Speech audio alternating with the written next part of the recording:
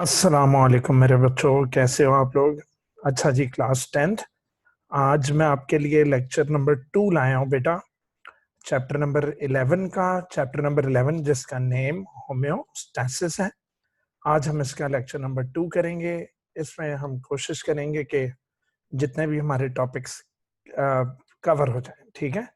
तो पहला टॉपिक है जी आज का, वो है ऑस्मोटिक एडजस्टमेंट्स इन प्लांट्स। मेरा बेटा, आप सबको मालूम है कि काफी किस्म के इन्वायरमेंट्स हैं। जैसे एक इन्वायरमेंट आप ले लें मैरीन वाटर, दैट इज समंदर का पानी।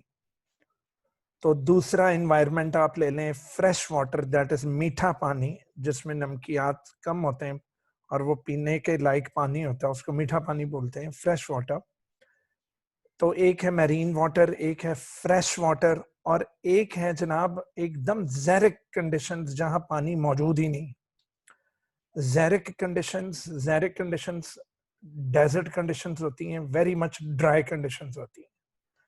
ठीक बच्चों, तो पता ये लगा कि अमाउंट ऑफ वाटर की अवेलेबिलिटी पर, अमाउंट ऑफ वेटर वेटर मुंह से निकल गया, अमाउंट ऑफ वाटर जितना के प्लांट्स को अवेलेबल है, उसकी बुनियाद पर प्लांट्स को 3 ग्रुप्स में तोड़ा गया है।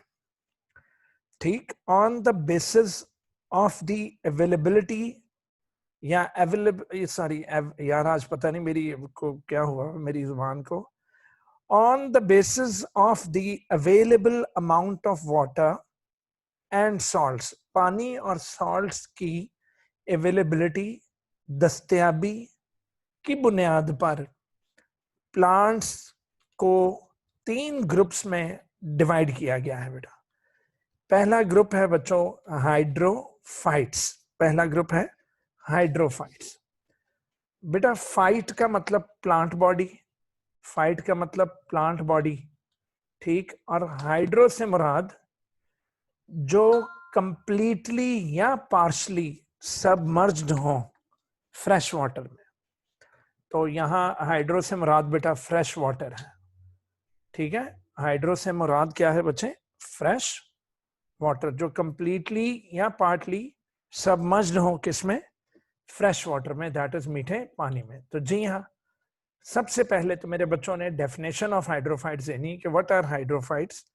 तो आप लोगों ने कहना है hydrophytes are the plants which live completely और partially submerged in fresh water.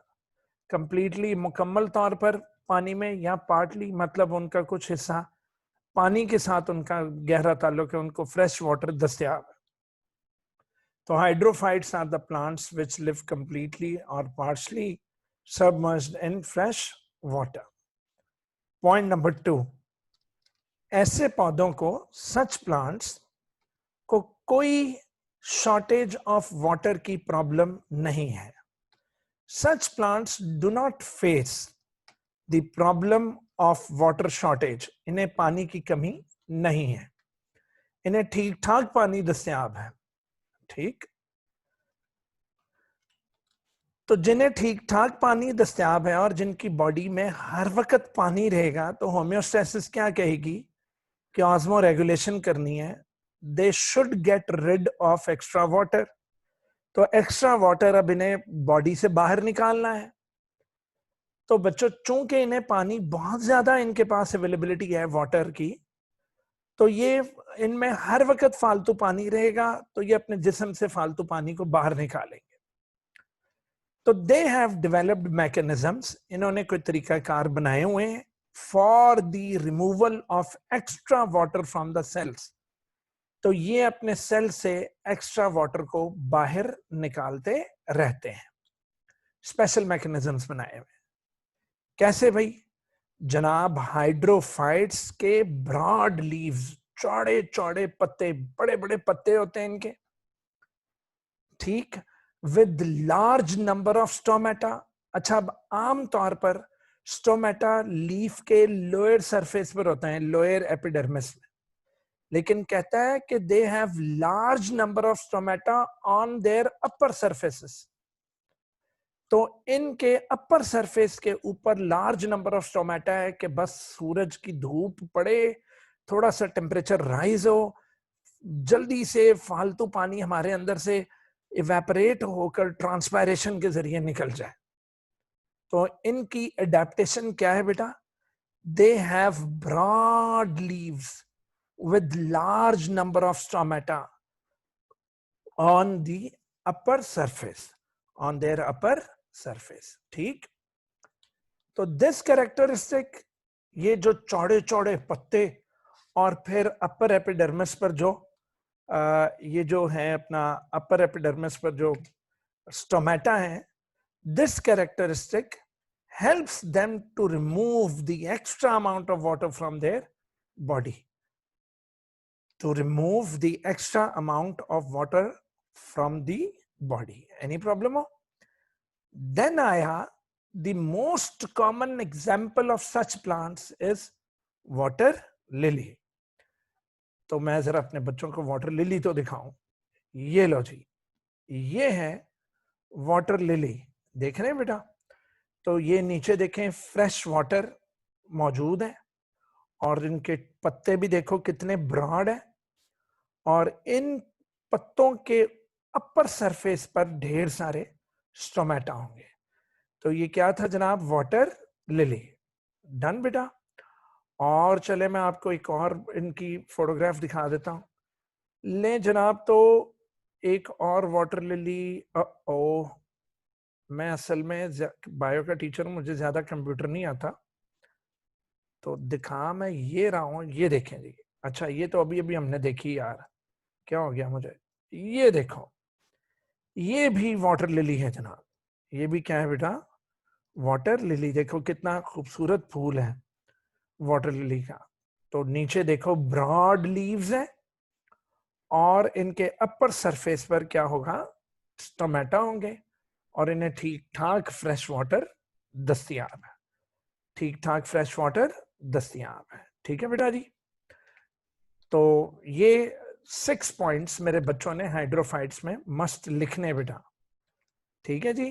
तो पहला पॉइंट क्या था कि दे लिव कंप्लीटली और partially submerged in fresh water. दूसरा, इन्हें वाटर शॉर्टेज की कोई प्रॉब्लम नहीं है। तीसरा क्या था कि they have developed mechanism to get rid of या removal of extra water from their cells. Broad leaves हैं, large number of stomata on their upper surface है, और ये ब्रॉड लीव्स इनकी हेल्प करते हैं और स्टोमेटा कि ये रिमूव कर लें एक्स्ट्रा वाटर को, एक्स्ट्रा अमाउंट ऑफ वाटर को अपनी बॉडी से बाहर निकाल लें। और एग्जांपल इसकी बेटा वाटर लिली है। ये 6 पॉइंट्स नहीं लिखोगे मेरे बच्चों, नंबर नहीं मिलने वाले आपको बोर्ड में, ये ज़हन में रखें। मुझे अक्सर बच्चे कहते हैं सर आप लाइन टू लाइन क्यों पढ़ाते हैं? बेटा टीचर बोर्ड पर आता है, समझाकर चला जाता है मेरा बच्चा, लेकिन नंबर कट जाते हैं, एक कट जाता है, आधा कट जाता है, क्योंकि एग्जामिनर कहते हैं जी इसने किताब की लाइनें भूल गया जी, बच्चा नहीं लिखा। बच्चा कॉन्सेप्ट लिखता, उसको नंबर नहीं मिलते मेरा बता। मेरे बच्चों ने नग पूरे करने बेटा, तो इसके 6 पॉइंट्स हैं, ये ज़हन में रखें। अगला आया मेरे बच्चों zero fights.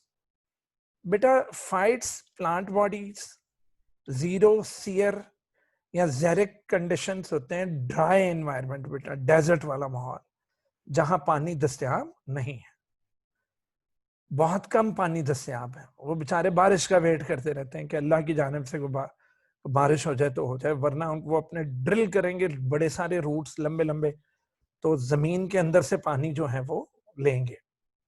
ज़ीरोफाइट्स live in dry environments. तो पहली लाइन में आपने डेफिनेशन दे देनी है, what are xerophytes? They live in dry environment. अब देखते हैं कि इनकी क्या एडेप्टेशंस हैं। ये अपने अंदर अगर पानी कहीं से इन्हें मिल गया है तो क्या ये ट्रांसपायरेशन को कंट्रोल कर लेंगे?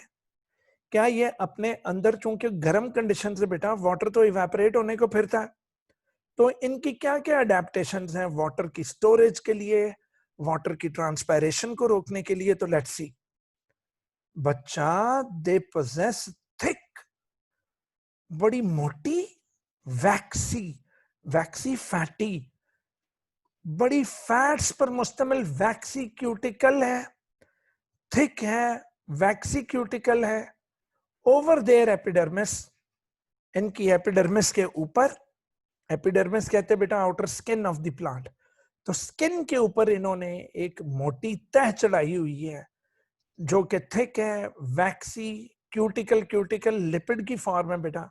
और आपको पता है कि चिकनाई हो जो या जो लिपिड हो वो वाटर रिपेलेंट है, तो बेटा वो अंदर का पानी इवेपोरेट होने नहीं देगी, ये क्यूटिकल अंदर का पानी बाहर जाने नहीं देगी, तो इनकी स्किन के ऊपर एक मोटी फैट की लेयर है। To reduce water loss from internal tissues, तो अंदर के टिश्यू से, सेल से पानी का लॉस होने नहीं देती।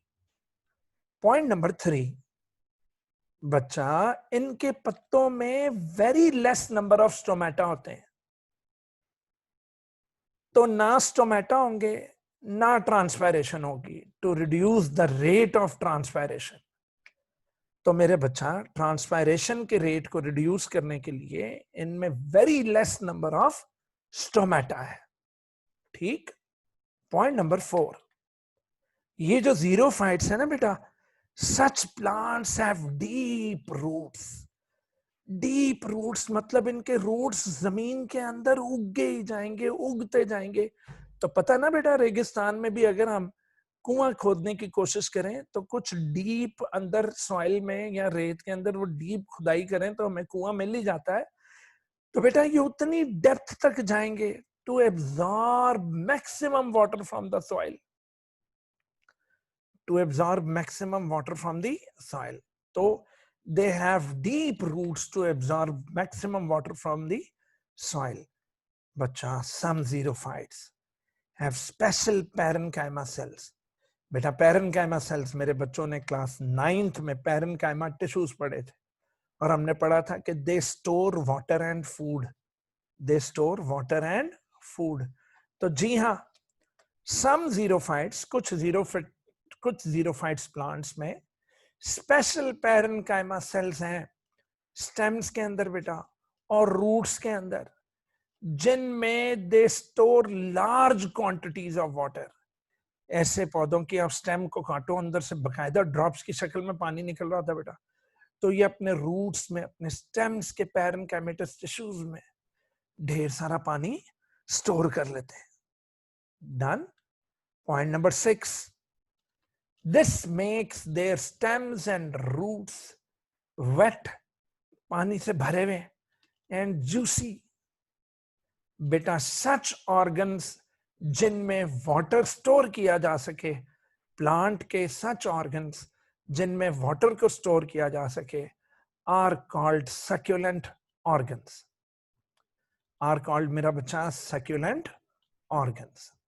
डन। इसकी एग्जाम्पल है जी कैक्टाई, जिसका सिंगुलर है cactus plant, are the common examples of such plants. ठीक। और अब हम देखेंगे कैक्टस प्लांट। तो ये लो जी, here we got cactus plant. ये मेरे बच्चों ने देखे होंगे, है ना, कुछ लोगों ने घरों में ये सजावट के तौर पर ऑर्नामेंटल पर्पस से उगाए हुए होते हैं। ओके, अच्छा जी, एक और देख लेते हैं जनाब, कैक्टस प्लांट। वाओ, ये भी कैक्टस प्लांट है और ये देखो इसके स्टेम्स जो हैं वो wet and juicy succulent organs हैं। और तो और उन्होंने अपने लीव्स नीडल लाइक किए हैं बेटा, ना सरफेस एरिया होगा ना ट्रांसपायरेशन होगी। Good idea, nice. ले जनाब, लेट्स गो बैक। तो ये थे xerophytes. Xerophytes very very very very important बेटा, ये हाइड्रोफाइट, जीरोफाइट्स और हैलोफाइट्स, ये मस्ट आते होते मेरे बच्चे पेपर में, वेरी इंपॉर्टेंट जनाब। 7 पॉइंट्स हैं, नहीं लिखेंगे नंबर कटेंगे। घर आकर बोलोगे पापा मैंने 60 आउट ऑफ 60 का पेपर किया, तो फिर जाओगे बोर्ड ऑफिस जाओगे, नंबर कम आएंगे, फिर जाकर आप रीचेकिंग करवाते हो, उन्होंने पेन से क्रॉस किया हुआ होगा और लिखा होगा इनकम्प्लीट। तो मेरा बच्चा, if you want to write complete answer in 7 points को मिस मेरे बच्चों ने नहीं करना, किताब पर पॉइंट्स बनाया करो। तो xerophytes live in dry environments. They possess thick waxy cuticle over the epidermis to reduce the water loss. They have less number of stomata. Such plants have deep roots, absorb maximum water from the soil. Xerophytes have special parenchyma in order to store water in their stems and roots. And these such kind of wet and juicy stems and roots are called succulent organs. And example is cacti, singular cactus. Logi next I, halophytes.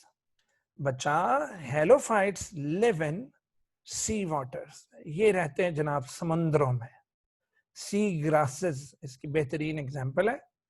ये समंदर के पानियों में रहते हैं. उफ, hypertonic environment, बहुत ज्यादा सॉल्टी एनवायरनमेंट, और ये अडेप्टेड है, वहां रहने के काबिल है. भाई अल्लाह पाक आपको जिस माहौल में रखता है उस माहौल के आप काबिल होते हैं, तो वो अल्लाह ने आपको वो माहौल दिया हुआ था. तो सॉल्टी इन्वायरमेंट्स, तो अल्लाह ने इन्हें अडेप्टेशंस दी हैं to live in salty environments. Salts enter in their body बेटा कंटिन्यूअसली, क्योंकि बाहर सॉल्ट्स ज्यादा है, तो salts move from higher concentration towards the lower concentration level. Salts खुद ब खुद बाहर से इनके जिस्मों के अंदर दाखिल होते जाते हैं, such plants, due to the higher concentration in the sea water. लेकिन ये भी बड़े चालाक है बेटा. अच्छा, अब एक चीज कहने भी खतरा होता है मेरे बच्चों, ये होते हैं बेचारे हाइपरटोनिक एनवायरनमेंट में. अब एनवायरनमेंट इनका हाइपरटोनिक है, बॉडी इनकी हाइपो हुई पड़ी हुई, तो इन्हें खतरा है कि कहीं हमारे जिस्म के अंदर का पानी निकल कर बाहर ना चला जाए और हमें सॉल्टी वाटर में कहीं डिहाइड्रेट ना हो जाए. बेटा इसीलिए हम समंदर का पानी नहीं पी सकते, क्योंकि वो पानी हमारे जिस्म में एब्जॉर्ब होने के बजाय उल्टा हमारा पानी सारा बाहर खींच लेगा. On the other hand water tends to move. पानी, इनके जिस्म का पानी कोशिश करता है कि मैं इनके सेल्स में से निकल कर मैं बाहर चला जाऊं हाइपरटोनिक सी वाटर में.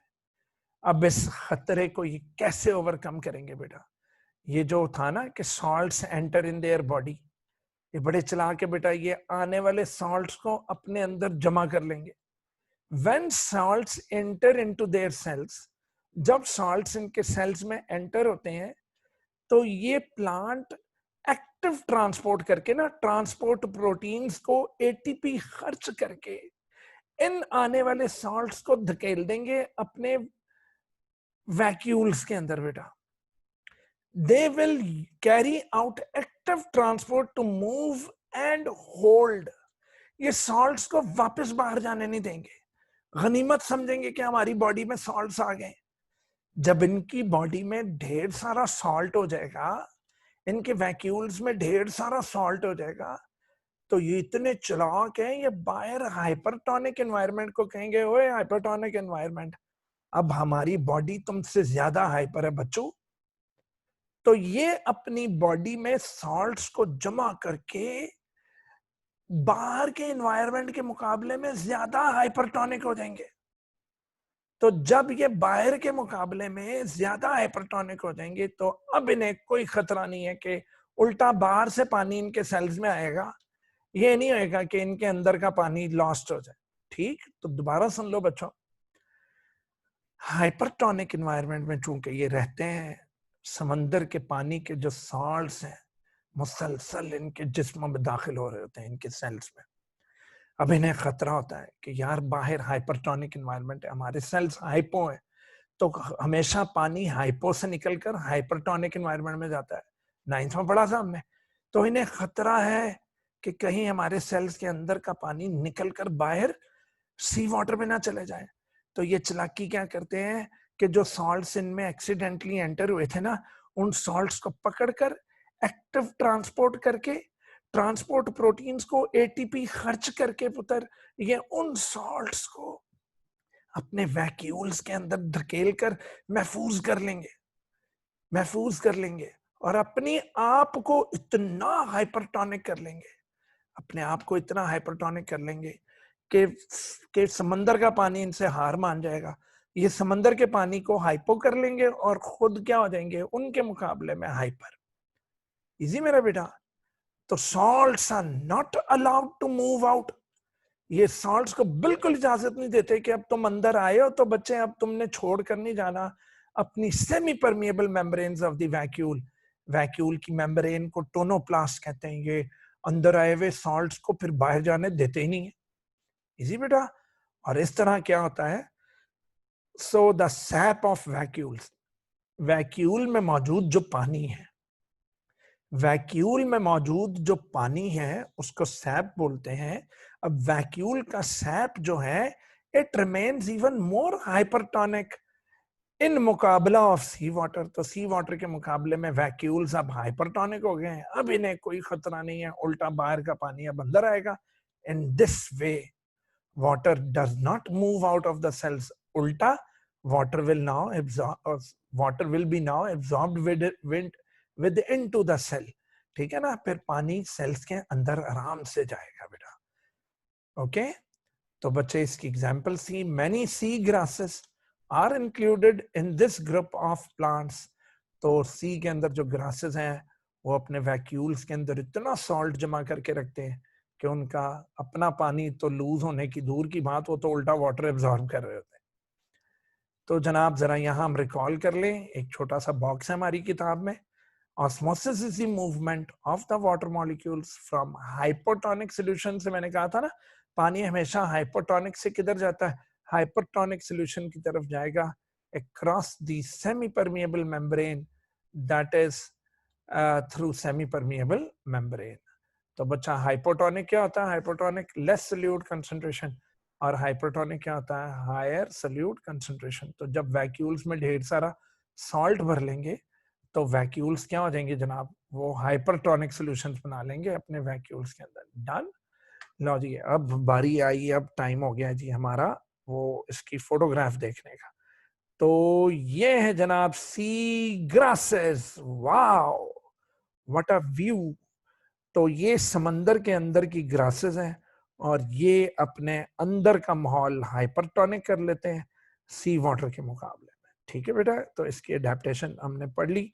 और ये याद रखें कि मेरे बच्चों ये फिर ना कहना कि खबर ना हुई, इसके 9 पॉइंट्स हैं।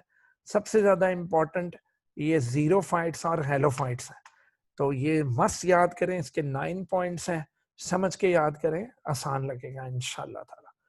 ठीक। अब जनाब चूंकि ये छोटा सा टॉपिक था तो ये मैंने साथ अगला टॉपिक रख लिया, ये है जी होम्योस्टैसिस इन ह्यूमंस। ये अभी बच्चों वाली चीजें तो ये पढ़ लेते हैं जल्दी से, मैं बड़ी हद 7-8 मिनट में ही खत्म हो जाएगा। तो मेरे बच्चों होम्योस्टैसिस इन ह्यूमंस, अब यहाँ से हमारा बड़ा टॉपिक जो है वो स्टार्ट हो गया। अब हम प्लांट से निकलकर हम लोग ह्यूमंस में आ चुके हैं। किस में आ चुके हैं बेटा, ह्यूमंस के। ठीक है। So like other complex animals, दूसरे कॉम्प्लेक्स एनिमल्स की तरह humans have highly developed systems for homeostasis. उनके अंदर होम्योस्टैसिस को लेकर बेटा हाईली डेवलप्ड सिस्टम्स हैं। ठीक। Point number 2, the following are the main organs which work for homeostasis.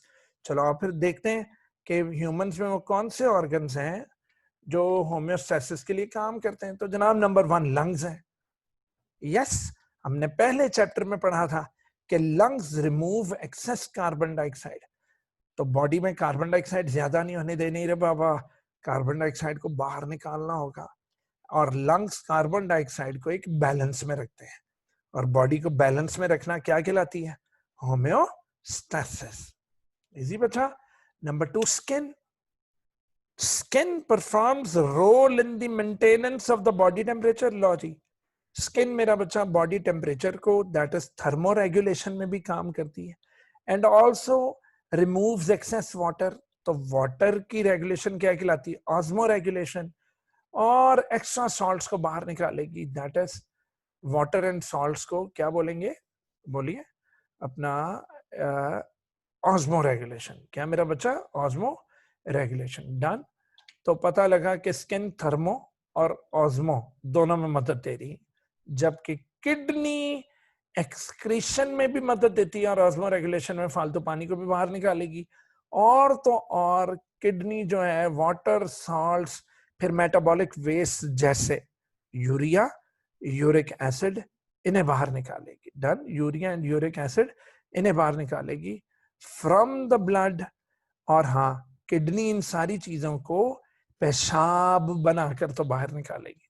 तो makes urine. Makes what? Urine. Clear हो गया बेटा? तो स्किन पढ़ते हैं जी। 5 मिनट्स का टॉपिक है ये, बड़ा इजी सा है, बहुत इजी सा है। लो जी, स्किन। ये क्या हो रहा है रे बाबा?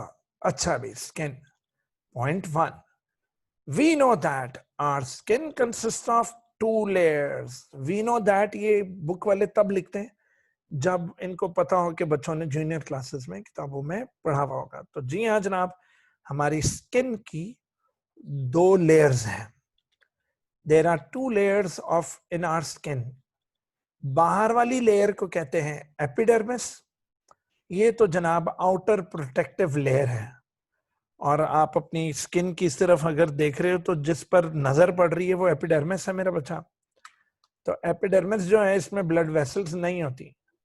हाँ, तो जब कोई हल्की फुल्की रगड़ लगती है और एपिडर्मिस, वो एपिडर्मिस जरा डैमेज हो जाए तो कोई बात नहीं, खून थोड़ी ना निकला, तो हल्की सी रगड़ पड़ गई तो आप अपने आप को खारिज भी करोगे तो थोड़े बहुत एपिडर्मिस के सेल्स उतर जाएंगे।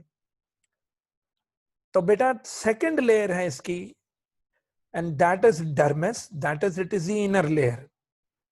बेटा वेरी इंपॉर्टेंट शॉट, फिर ना कहना खबर ना हुई, वेरी इंपॉर्टेंट।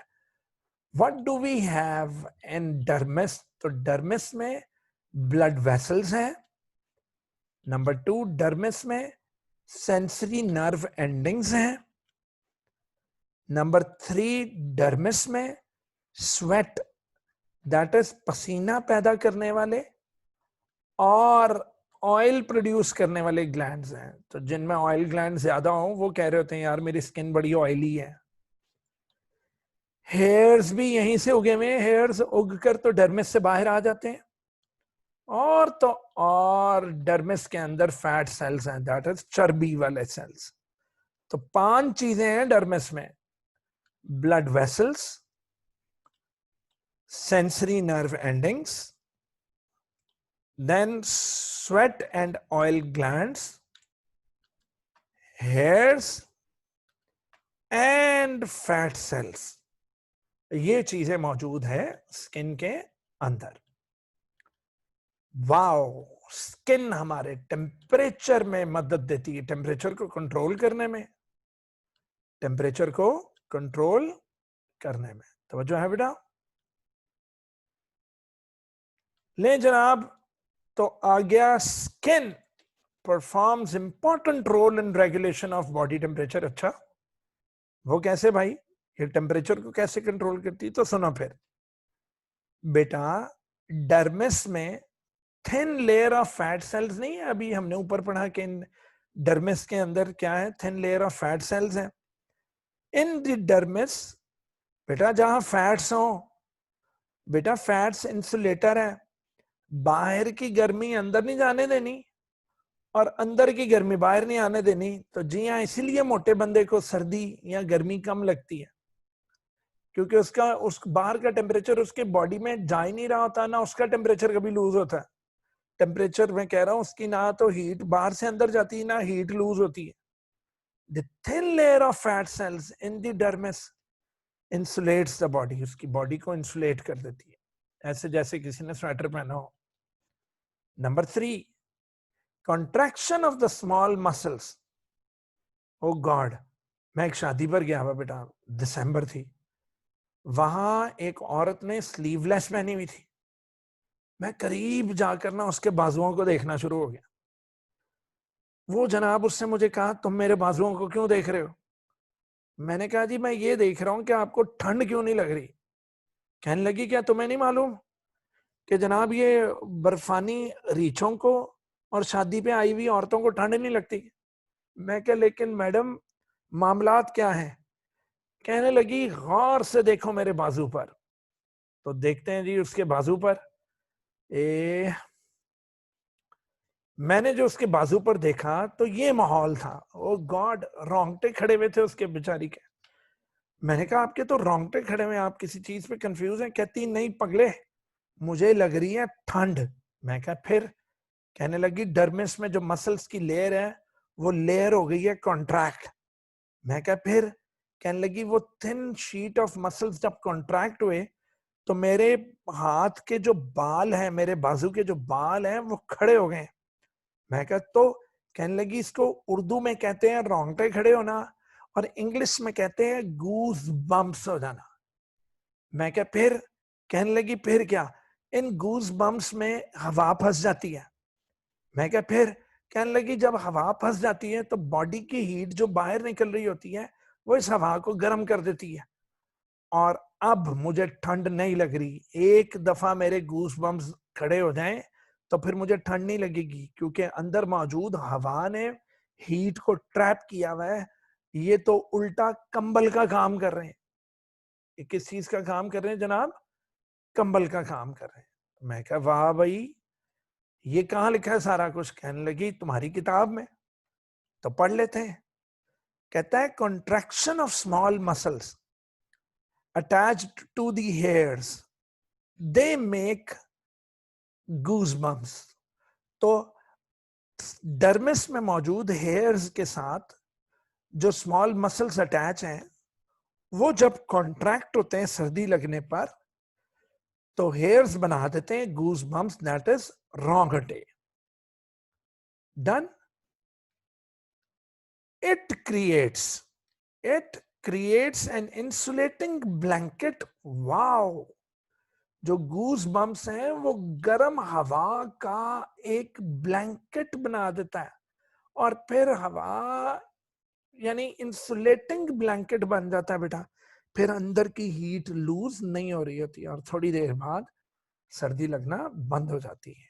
इसीलिए यूरोप में भी आप देखें कि सख्त सर्दी में भी खवातीन ने स्कर्ट्स पहने हुए होते हैं, या फिर बाजू पर उनके कपड़ा नहीं होता, लेकिन ये मतलब नहीं कि उन्हें सर्दी लगती है जब, तो साथ ही गूज बम्प्स बन जाते हैं। गूज बम्प्स बन जाते हैं, अंदर हवा ट्रैप हो जाती है और बस फिर वो हवा गर्म रहती है। जनाब similarly skin helps in providing cooling effect. लो जी, अब आगे आगे गर्मियां आनी है, तौबा हो जानी है बरसात के मौसम में। यहां से नहाकर बाहर निकलेंगे फिर पसीने पसीने। लेकिन बेटा जब हम नहाकर बाहर निकलकर अपना मुंह वगैरह खुश करते हैं, हमें गर्मी लगनी शुरू हुई थी। थोड़ी देर बाद हमें पसीना आता है, और जब पसीना गर्मी की वजह से बेटा इवेपोरेट होता है, तो हमने 9th क्लास की केमिस्ट्री में पढ़ा था कि evaporation causes cooling effect. Evaporation causes cooling effect. तो जी हाँ, जब पसीना सूखता है तो वो हमारी स्किन की हीट लेकर वो इवेपोरेट हो जाता है, और इस तरह हमारी स्किन ठंडी पड़ जाती है। Similarly, skin helps in providing cooling effect when sweat is produced by the sweat glands। जब पसीना बनाने वाले glands, sweat glands sweat produce करेंगे, दैट इज पसीना, तो पता क्या होगा? पता क्या होगा कि access body heat escapes through evaporation. जब वो वाटर इवेपोरेट होगा तो वो हमारा एक्सेस बॉडी हीट लेकर तो निकल जाएगा। इसके अलावा बेटा स्किन कुछ मेटाबॉलिक वेस्ट भी निकालती है। एक्सेस ऑफ वाटर निकलता है, मतलब पानी हो तो स्किन से पसीने के जरिए निकल जाएगा। सॉल्ट्स निकलते हैं बेटा, and urea and uric acid are also removed in sweat. इसलिए मैंने ऊपर हेडिंग दे दी कि यूरिया और यूरिक एसिड को निकालना तो एक्सक्रीशन है, और पानी और सॉल्ट्स के बैलेंस में रखना ऑस्मो रेगुलेशन है। तो स्किन ने ना सिर्फ थर्मो रेगुलेशन में हमारी मदद की, स्किन ने हमारी मदद ऑस्मो रेगुलेशन में भी की, और स्किन ने हमारी मदद एक्सक्रीशन में भी की। डन मेरे बच्चों। एंड लास्ट आज का लंग्स, ये हम पिछले चैप्टर में पढ़ चुके हैं। छोटी सी समरी यहां पर बयान की है 4 पॉइंट्स की। तो इन दी प्रीवियस चैप्टर पिछले चैप्टर में we have learned how lungs maintain the concentration of carbon dioxide in the blood। Cells क्या करते हैं, सेल्स में जब रेस्पिरेशन के दौरान कार्बन डाइऑक्साइड प्रोड्यूस होगी तो वो इस कार्बन डाइऑक्साइड को बाहर, सेल से बाहर, सेल्स के दरमियान जो फ्लूइड होता है बेटा उसको कहते हैं टिश्यू फ्लूइड। मेरे बच्चे वो टिश्यू फ्लूइड में निकाल देंगे सेल्स को, और सारी कार्बन डाइऑक्साइड को किसमें निकाल देते हैं, टिश्यू फ्लूइड में निकाल देते हैं, ठीक है। और वहां से वो टिश्यू फ्लूइड से वो कार्बन डाइऑक्साइड वो आखिरकार इकट्ठा होकर के फिर ब्लड में चला जाता है, फिर ब्लड लिम्फेटिक सिस्टम के जरिए, ठीक है, यहाँ टिश्यू फ्लूइड से डायरेक्ट कैपिलरीज में भी चला जाएगा, I am sorry not lymphatic system, tissue fluid में से कार्बन डाइऑक्साइड डायरेक्ट किसमें चली जाती है, ब्लड की कैपिलरीज में, और वहां से blood will carry this carbon dioxide to the lungs, और लंग्स से this carbon dioxide is removed in the air. मेरा बच्चा, अगर आपको मेरे लेक्चर्स पसंद आ रहे हैं बेटा, आप लाइक करें, सब्सक्राइब करें और शेयर किया करें, ठीक है मेरा बच्चा। और अपने फ्रेंड्स को भी बताएं कि एक चैनल यूट्यूब पर फ्री में खुला है यार, मत दो कहीं और फीसें, मत पढ़ो कहीं जाकर, ये रोज की हाफ एन आवर की आप बायो की क्लास ले लो, ठीक है। तो मैं कहता हूँ बायो के सारे प्रॉब्लम्स आपके हल हो जाएंगे, ठीक है मेरा बच्चा। तो अल्लाह करीम आप लोगों के साथ हो, अल्लाह की ताकत मेरे बच्चों के साथ हो, ढेर सारी खुशियां देखो जिंदगी में, और आपके माँ बाप को अल्लाह पाक कभी कोई गम ना दे, ठीक है जी। जीते रहो, सलामत रहो, खुश रहो, खुदा हाफिज।